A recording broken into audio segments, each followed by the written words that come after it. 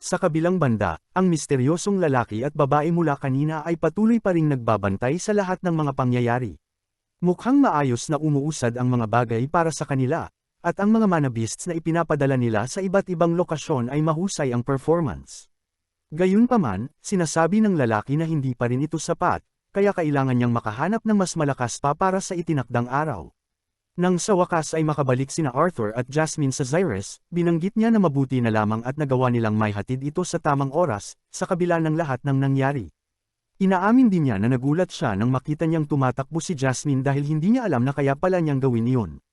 Ipinaliwanag ni Jasmine na kailangan lang niyang mag-focus ng wind mana sa kanyang mga paa, na isa pala itong application ng isang bagay na itinuro niya sa kanya noon pa.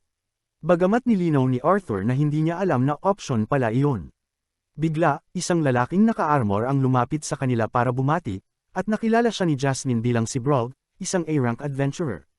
Inamin ni Brauld na isang karangalan na kilala siya ni Jasmine at sinabi niya na nandito siya ngayon para humingi ng pabor. Ipinaliwanag niya na may lead siya sa isang hindi kapani-paniwalang treasure, at umaasa siyang tutulungan siya ni Jasmine na makuha iyon. Tahimik na inoobserbahan ni Arthur ang kanilang interaction, at napagtanto niya na si Brauld ay halos siguradong may mataas na skill, dahil isa rin siyang A-rank adventurer tulad ni Jasmine. Gayunpaman, sa hindi malamang dahilan, ang makita siyang malapit kay Jasmine ay nagpapakaba sa kanyang puso. Isinantabi muna iyon ni Arthur, at nang makabalik na siya sa bahay, sinalubong siya ni Adam at inanyayahan agad na mag-training. Naalala ni Arthur ang unang beses na naglaban sila, noong isa pa lamang siyang maliit na bata at hindi pa sapat ang bigat niya para manatiling matatag habang nagbabanggaan ang kanilang mga espada. Ang alaala ay nagdulot ng bahagyang ngiti sa kanyang mukha, ngunit hindi siya binigyan ni Adam ng oras para mag-isip at agad siyang inatake. Mabilis na umiwas si Arthur at sinubukang atakihin siya mula sa itaas, iniisip na nahuli na niya ito. Ngunit sa kanyang gulat, na-block ni Adam ang kanyang espada, kahit na mula siya sa likod umatake. Agad siyang nag-counterattack at sinipa siya ng malakas para itulak siya paatras, habang kumukuha ng momentum at diretso siyang sinugod. Inihanda ni Arthur ang sarili para sa susunod na mangyayari, iniisip kung magta-thrust o sweep si Adam. Nang makita niya ang positioning ng kanyang spear, napagtanto niyang hindi niya gagawin ang alinman, kaya naghanda siya na i-block ang atake na manggagaling sa itaas matapos tumalon ng mataas si Adam. Ang lakas ng atake ay nagtulak sa kanya pababa sa kanyang mga tuhod, ngunit nanatiling matatag si Arthur sa pagkakataong ito. Agad na umatras si Adam, halatang impressed na na-block niya iyon at alam niyang mag-a-attack siya mula sa itaas. Nilinaw ni Arthur na barely niya lang iyon na-block at siyamba lang iyon. Gayunpaman, sinabi ni Adam na matagal na simula nang may nakablock ng move na iyon, kaya mas lumakas na naman siya. Nagpasalamat si Arthur, ngunit lumapit ang iba pang miyembro ng Twin Horns at sinabi kay Adam na sobra naman iyon, at mukhang hindi niya alam ang konsepto ng pagpipigil. Nilinaw ni Adam na hindi na maliit na halimaw si Arthur, kundi isa ng simpleng halimaw. Hinawakan ni Eleanor ang kanyang spear at pinagalitan siya, hinihiling na tigilan na niya ang pang-aasar sa kanyang kapatid. Tinanong ni Alice si Arthur kung nasaktan ba siya, at sinabi lang niya na medyo nanginginig ang kanyang mga kamay, pero iyon lang. Napansin ni Angela na hindi na gaanong nagagalit si Alice kay Adam, kahit na seryoso siya kanina. Ipinaliwanag ni Alice na para iyon sa training, kaya kailangan niyang maging seryoso habang lumalaban. Bukod pa roon, nilinaw niya na ang talagang nagpapabahala sa kanya ay ang ideya na gagawa si Arthur ng isang bagay na mapanganib na hindi niya mababantayan. Sinabi ni Helen kay Arthur na susunod na ang archery training, at binanggit ni Durden na susunod naman ang earth magic training. Sinabi ni Angela na ipapakita niya sa kanya ang ilang wind magic pagkatapos ng lahat ng iyon bilang panghuli, at masayang tinanggap iyon ni Arthur. Sa kaibuturan, alam ni Arthur na ang training na maibibigay sa kanya ng Twin Horns bilang mga A-rank adventurers ay napakahalaga, kaya matututunan niya ang lahat ng kaya niyang matutunan mula sa kanila. Samantala, hindi mapakali si Reynolds habang naghihintay sa loob ng bahay, at humingi ng paumanhin si Jasmine sa pagkuha ng kanyang oras dahil alam niyang gusto rin itong sumali sa training ni Arthur. Tinanggihan iyon ni Reynolds at tiniyak sa kanya na ayos lang, kaya isinantabi niya iyon at tinanong siya kung ano ang gusto niyang pag-usapan. Hindi nag-aksaya ng oras si Jasmine at tinanong siya kung pamilyar siya kay Brauld, na kinumpirma ni Reynolds at ipinaliwanag na si Brauld ay nagkaroon ng karera sa pakikipaglaban sa front lines, kadalasan sa pinakamapanganib na posisyon. Gayunpaman, sa kabila noon, nagagawa niyang tapusin ang karamihan ng kanyang mga quest nang walang kahit isang galos. Siya si Brauld Ironsides, kilala bilang The Great Wall, The White Knight, at nakakuha siya ng maraming reputasyon, bukod pa sa tiwala mula sa guild at sa iba pang mga adventurer. Nagpa siya si Jasmine na tanungin kung ano ang ugali nito, at sinabi ni Reynolds na, gaya ng sinasabi ng mga chismis, isa siyang mabuting tao at napakahusay, dahil kahit siya ay mahihirapang makalusot sa shield ni Brawl. Ipinaliwanag ni Jasmine na inimbitahan siya ni Brawl sa isang quest, ngunit sinabi ni Reynolds na kakaiba iyon dahil mayroon na siyang sariling party. Nilinaw niya na hindi lang siya, dahil nagtatanong din daw ito sa iba, kaya naging curious siya. Sinubukang isipin ni Reynolds kung anong dahilan ang maaaring mayroon si Brawl para biglang mag-recruit ng talent, ngunit tinanong niya si Jasmine kung ano ang tingin nito sa sitwasyon. Binanggit ni Jasmine na maaaring naghahanap siya ng kapalit para sa mga nasugatang party members. Mabilis na tinanggihan ni Reynolds ang ideyang iyon dahil alam ng party ni Brawl ang ginagawa nila, at mahirap iyong isipin. Pinag-isipan iyon ni Jasmine at sinabi na maaari rin itong dahil sa hindi pagkakaunawaan. Sumang-ayon si Reynolds at ipinaliwanag na iyon naman talaga ang pinakakaraniwang dahilan kung bakit naghihiwalay ang mga party. Ipinagpalagay ni Jasmine na ang quest na tinutukoy ni Brawl ang malamang na dahilan nito. Inamin ni Reynolds na makatuwirang hinuha iyon, ngunit hindi sila dapat magmadaling mag-conclude dahil ang ganoong bagay ay maaaring magdulot sa kanya ng tunnel vision. Ipinaalala niya na ang isang mabuting leader ay dapat manatiling kalmado at lapitan ang mga bagay ng patas. Iyon ang sinubukan niyang tandaan noong naging leader siya ng grupo. Hindi nga lang iyon naging madali. Ipinaalala ni Jasmine sa kanya na halos ibinuhos niya ang lahat ng atensyon niya kay Alice, ngunit kinakabahang hiniling ni Reynolds na huwag na niyang banggitin iyon. Tumawa lang siya roon at pagkatapos ay sinabi na magsasagawa siya ng kaunting mas malalim na pagsisiyasat dahil siya na ang leader ngayon. Sumang-ayon si Reynolds at muli siyang nakiusap na bantayan si Arthur para sa kanya. Ngayon na sa wakas ay tapos na ang usapan, mabilis na lumabas si Reynolds, umaasang makasali na sa training ni Arthur. Gayunpaman, katatapos lang ni Arthur mag-training kasama ang Twin Horns, at lubos na siyang pagod ngayon. Ngayon, si Adam ang siyang sumisermon kina Helen at Angela dahil kahit lagi silang nagbubunganga tungkol dito, hindi man lang sila naghinay-hinay. Humingi ng paumanhin si Helen, inamin na nadala siya, at ipinaliwanag ni Angela na hindi niya akalaing ganoon nakalakas si Arthur. Humingi rin ng paumanhin si Durden dahil hindi siya naging maingat sa kanya, ngunit pinagalitan pa rin siya ni Eleanor, sinasabihan na huwag niyang inaapi ang kanyang kapatid. Halatang nag-aalala si Alice, ngunit sa kabila ng itsura nilang pagod lahat, inakala ni Reynolds na katatapos lang nila mag-warm up. Masigla niyang sinabi na siya na ang susunod, ngunit matatag na ipinaalam ni Alice na tapos na ang training para sa araw na iyon. Medyo nadismaya si Reynolds dahil umaasa siya sa oras ng mag-ama. Sinubukan niyang ipilit, ngunit banta ni Alice na iba na lang ang gagawin nila bukod sa training, at wala nang magawa si Reynolds kundi sumuko. Lumapit si Helen kay Arthur para kumustahin siya, sinasabing maaari pa siyang magpahinga kung kailangan niya. Nilinaw ni Arthur na ayos lang siya at nagpa siya na hanapin si Jasmine, na sinagot ni Reynolds na may tinitingnan itong bagay. Bukod doon, sinabi ni Alice na sasamahan niya sila ngayon, at madaling pumayag si Arthur. Minsan ay natatamaan siya kung gaano ito kakaiba sa pakiramdam dahil ang mga salitang ito ay napakanatural at napakasimple. Hindi niya maiwasang isipin kung gaano katagal bago maging akma sa kanya ang mga ganitong bagay. Kalaunan sa guild, sinusubukan ni Lucas na makahanap ng dissenting quest na gagawin, ngunit wala sa mga naririnig niya ang gusto niya. Ipinaalam ng kanyang mga guard na may quest para sa pangangalap ng medicinal herbs, isa pa para sa paghahanap ng nawawalang mana beast, at mayroon ding isang mage na humihingi ng tulong sa paglipat. Naiinis na tinanggihan ni Lucas ang lahat ng mga quest na ito at nagsimula siyang mag-isip na pinagtatawanan siya ng kanyang mga guard nang imungkahi pa nila ang isang quest para sa paglilinis ng sewer. Nervyos silang nagpapaliwanag na dahil sa lahat ng problema kamakailan, ilang adventurers ang namatay kaya mas naglalaan ng oras ang guild para suriin ang mga requests. Ipinapalagay ni Lucas na ang tinutukoy nila ay ang issue tungkol sa mga mana beasts na mas mapanganib kaysa sa inaasahan na nagpapakita. Nilinaw niya na madali lang niyang matatapos ang mga iyon kahit ano pa man at agad na sumang-ayon ang kanyang mga guards na lubos na nagtitiwala sa kanya. Patuloy pa ring nagrereklamo si Lucas at sinasabi na umaasa siyang makakaharap ng isang major quest bago mag-enroll sa academy, pero sa ganitong takbo ay wala siyang makikita. Sakto namang dumating si Shun at sinabi sa kanya na may isang bagay siyang maaaring maging sulit sa kanyang oras sa ganitong sitwasyon. Tinanong niya siya kung pamilyar siya sa isang adventurer na nagngangalang Brawl at nang kumpirmahin ito ni Lucas, ipinaliwanag niya na tila nagre-recruit ito ng party members bilang bahagi ng isang raid sa isang undiscovered high-rank dungeon ng palihim mula sa guild. Tiniyak ni Shun kay Lucas na ang isang taong may kapangyarihan tulad niya ay hindi magkakaproblema na ma-recruit. Agad na tumutol ang mga guards at sinabing masyadong mapanganib ang mga quest na walang pahintulot ng guild. Mahigpit silang pinatahimik ni Lucas at sinabi kay Shun na mas kapaki-pakinabang siya kaysa sa inaakala niya.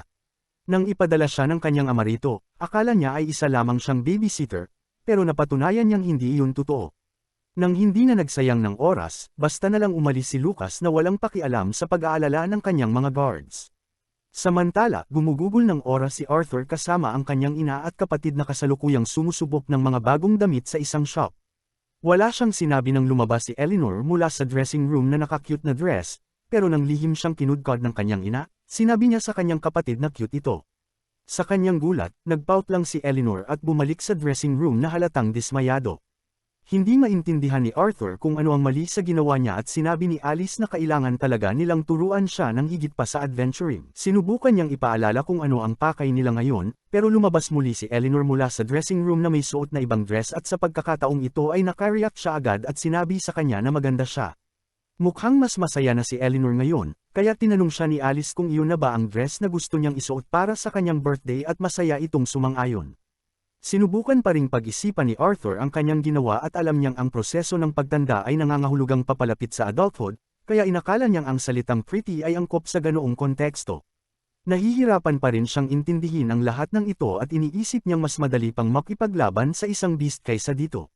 Masayang sinabi ni Alice na oras na para pumili ng sapatos at nagulat si Arthur na hindi pa pala sila tapos. Nilinaw niya na hindi lang sila pumipili ng dress dahil kailangan din ni Eleanor ng sapatos at accessories at kailangan din nilang mag-isip ng bagay para sa kanyang buhok. Nagawa ni Arthur na pilitin ang isang ngiti at tumawa ng nervyos, pero agad niyang napagtanto na wala siyang takas sa sitwasyong ito. Samantala, tinanong ni Vio si Tessie kung nakita na ba niya sa wakas si Arthur, pero sinabi ni Tessie na muntik na, pero may nangyaring interrupt ayon. Bago pa siya makagawa ng palusot, mabilis na sinabi ni Faye na kung nakita niya ito, hindi siya narito na nakikipag-usap. Agad na sinabi ni Tessia na ang unang gagawin niya kapag naging queen siya ay papa-excel niya siya. Sinabi ni Vio na kakadeclare lang niya sa sarili bilang isang tyrant at binanggit ni Faye na kailangang mas maaga pa dumating ang revolution kaysa sa kanyang plano. Isinasantabi iyon, nagreklamo na lang si Tessia at iniisip kung bakit hindi niya basta makita si Arthur lalo na't sobrang namimiss niya ito. Sinabi lang ng kanyang mga kaibigan na marahil ay hindi ito itinadhana at hiniling na sumuko na siya. Matigas na sinabi ni Tessia na inuutos ng princess na maging mas mabait sila tungkol dito, kaya sinabi ni Vio at Faye na makikita rin niya ito sa lalong madaling panahon at marahil ay namimiss din siya nito ng sobra. Nakakagulat, sapat na iyon para agad sumaya si Tessia at medyo nag-aalala sila na ang ilang salita ay kayang magbigay ng kaligtasan kahit na mga kasinungalingan. Sinubukan ni Faye na baliwalain kung gaano yun ka-alarming at tinanong siya kung nagpadala ba si Virion ng anumang balita tungkol sa isa pang quest. Nilinaw ni Tessia na kailangan nilang maghintay hanggang matapos nito ang pag-iimbestiga. Madaling naintindihan niyon ni Vio at binanggit na ayaw na niyang makasalubong pa ang isa pang kakaibang mana beast. Sinabi ni Faye sa kanya na tinitingnan na ito ng guild pero wala pa silang maipapakitang resulta sa ngayon. Hindi maintindihan ni Tessia kung ano ang malaking problema dahil kaya naman niyang talunin ang kahit anong makaharap nila. Nilinaw ni Faye na mukhang nakakalimutan niya kung anong posisyon ang kinalalagyan niya paminsan-minsan. Habang pinag-uusapan nila iyon, lumabas si Arthur mula sa isang tindahan sa malapit kasama ang kanyang ina at kapatid at namataan siya ni Vio. Gayunpaman, nang lumingon si Tessia para makita siya, wala na siya, kaya tinitigan na lang niya si Vio at sinubukan nitong ipaliwanag na naroon talaga siya kanina lang. Nagawa talagang makapasok ni Arthur sa isang shop nang hindi napapansin ng kanyang ina dahil gusto niyang makita ang presyo ng mga dimensional rings. Gaya ng inaasahan niya, lahat ng dimensional rings na nakita niya ay medyo mahal, kaya hindi siya sigurado kung sulit ba ito. Pumasok ng casual sina Angela at Helen sa shop, kaya nagpasya si Arthur na humingi ng payo sa kanila at gustong malaman kung gaano kalaki ang space ng pinakamurang dimensional ring sa shop. Ang pinakamura ay nagkakahalaga ng 10 gold pieces at sinabi ni Helen na hindi kasya ang kanyang bow sa isa sa mga iyon. Alam ni Arthur na wala itong silbi sa kanya, kaya nagpasya siyang magtanong tungkol sa isa sa mga pinakamahal. Ipinaliwanag ni Angela na ang mga dimensional rings na iyon ay kayang maglaman ng lahat ng kakailanganin niya para sa overnight camping at makikita iyon sa presyo dahil medyo mahal ito. Sumang-ayon si Arthur sa kanila at habang iniisip niya iyon, biglang pumasok ang kanyang ina at kapatid sa shop at sa wakas ay nakita siya. Pinagalitan siya ni Alice sa pagtatangkang tumakas at pinaalalahanan siya na dapat siyang tumulong sa buong proseso. Wala siyang choice kundi sumama sa kanila para tapusin ang pamimili at nang makauwi na siya, sobrang pagod na siya. Sinalubong siya ni Sylvie at tinanong kung anong problema, at ipinaliwanag ni Arthur na tungkol lang ito sa family stuff. Ipinaliwanag ni Sylvie na hindi niya masisisi ang mga ito sa gustong paggugol ng oras kasama siya dahil labis siyang namiss nina Alice at Eleanor. Nilinaw ni Arthur na alam na niya iyon at namiss din niya sila. Isinantabi iyon, tinanong siya ni Sylvie kung mag-a-adventuring na ba sila ulit sa lalong madaling panahon at kung kailan sila aalis. Ipinaliwanag niya na naka-hold muna ang adventuring dahil marami pang kailangang ihanda. Sinabi ni Sylvie na parang masyado siyang mabilis magutom nitong mga nakaraang panahon, nakakaiba, kaya gusto niyang umalis sa lalong madaling panahon. Tinanong siya ni Arthur kung hindi ba siya napapakain ng sapat, pero nilinaw niya na hindi ito tungkol sa pagkain dahil gusto niyang kumain ng mas marami sa mga bilog na kumikislap na bagay na iyon.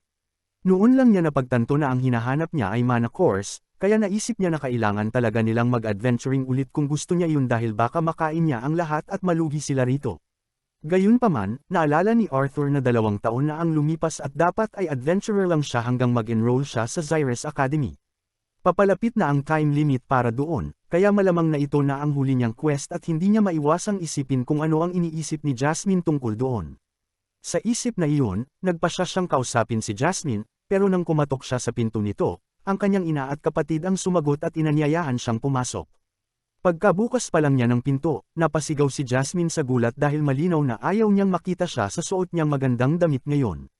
Nalilito si Arthur, kaya ipinaliwanag ng kanyang ina na gusto nilang suklian si Jasmine dahil lagi itong nagbabantay sa kanya. Nang malinaw na iyon, naalala ni Arthur ang natutunan niya noong araw na iyon na si Eleanor, na isang bata, ay ayaw tretuhin bilang ganoon, na nagpapahiwatig na si Jasmine, na isang adult, ay gugustuhin ang kabaligtaran. Kaya nagpasya siyang sabihin sa kanya na mukhang cute siya, pero napasigaw lang ulit si Jasmine at tumakbo palayo sa gulat, malinaw na naiinis. Naiwan si Arthur na lubos na nalilito, kaya ipinaliwanag ni Alice na sobrang na-embarrass si Jasmine. Kailangan pa rin niya itong kausapin, kaya hinanap niya ito kaagad pagkatapos noon at tinanong kung ano ang gagawin nito tungkol sa imbitasyon ni Brawl.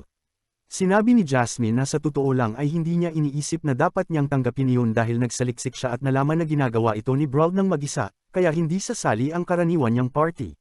Binanggit niya na ang mga adventurer ay kailangang maging medyo duwag upang makaligtas, kaya hindi na siya nagugulat na humingi ito ng tulong sa kanya. Bukod doon, madaling nahihinuhan ni Jasmine na gustong tanggapin ni Arthur dahil matagal na silang magkasama para malaman niya.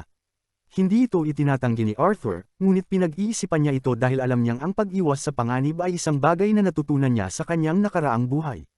Gayunpaman, ang pagtagumpay sa panganib na iyon ay nagdala sa kanya ng mga bagong pagkikita mula nang mahiwalay siya sa kanyang mga magulang at makilala ang napakaraming tao. Ang pag-iwas sa panganib ay hindi naiiba sa pagputol ng sarili mula sa mundo at iyon ang itinuro sa kanya ng pangalawang pagkakataon na ito. Sinabi niya kay Jasmine na hindi pa siya sigurado, pero sa tingin niya ang susunod na quest na ito ay maaaring huli na niya kasama si Jasmine at tandaan na ang guild ay hindi masyadong nagbibigay ng totoong trabaho ngayon. At normal na hindi niya iniinda ang basta pag-aani ng mga medicinal herbs, ngunit kung ito na ang huling pagkakataon, mas mabuti nang gawin itong memorable. Ipinaalala ni Jasmine na ang kanyang buhay ang pinakamahalagang priority, ngunit inaamin niya na hindi siya mali at ang pag-aani ng medicinal herbs ay medyo nakakaboring, kaya dapat silang maghanda para sa kanilang huling quest. Nagpasalamat si Arthur sa pagtanggap niya at muli silang umalis ng bahay matapos mag-empake ng kanilang mga gamit. Ipinaalam sa kanya ni Sylvie na mag-iisa siya sa pagkakataong ito dahil masyadong mamasa-masa ang mga kuweba at hindi niya gusto ang mga ito. Bago umalis, binati niya sila ng good luck at sa wakas ay naghiwalay na sila ng landas. Samantala, ang misteryosong lalaki mula kanina ay may binabalak gamit ang kanyang mahika, ngunit kahit anong subukan niya ay hindi ito gumagana. Hindi naman siya nagulat dahil hindi niya kayang magkaroon ng perpektong kontrol sa isang bagay sa ganitong antas, ngunit sa tingin niya ay sapat na ito. Ang kanyang mga operasyon dito ay umaabot na rin sa limitasyon, kaya oras na para sa isang huling trabaho. Pagkasabi niya nito, ang mga mata ng isang hindi kilalang halimaw ay bumukas ng malawak at nagliwanag ng matingkad na pula sa kailaliman ng dungeon. Salamat sa panunood. Kung gusto niyo pa ng ganitong content, comment niyo lang, like and subscribe na din kayo mga lods.